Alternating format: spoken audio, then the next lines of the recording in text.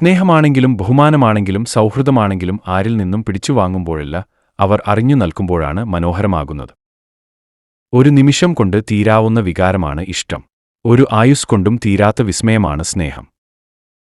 നല്ല ചിന്തയിൽ ഉണരുക. ഒരു ചെറു പുഞ്ചിരിയോടെ സങ്കടങ്ങളെ നേരിടുക. നമ്മൾ സ്നേഹിക്കുന്നവരെയല്ല, നമ്മളെ സ്നേഹിക്കുന്നവരെ മനസ്സിലാക്കുക. ഏത് സാഹചര്യത്തിലും ജീവിക്കാൻ ശീലിക്കുക.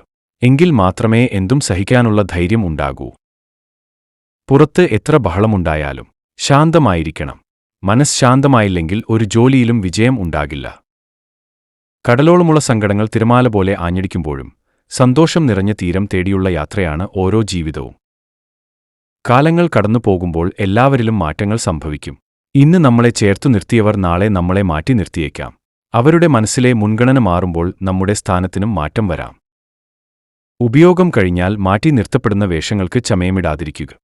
ചന്തം കുറവാണെങ്കിലും ചങ്കിൽ സൂക്ഷിക്കുന്നവരുടെ വേഷങ്ങൾക്ക് ചമയമിടുക. ബന്ധത്തിന്റെ വില അറിയണമെങ്കിൽ ഒറ്റപ്പെടണം. സ്നേഹത്തിന്റെ വില അറിയണമെങ്കിൽ അനാഥനാവണം. ആരോഗ്യത്തിന്റെ വില അറിയണമെങ്കിൽ രോഗം പിടിപെടണം.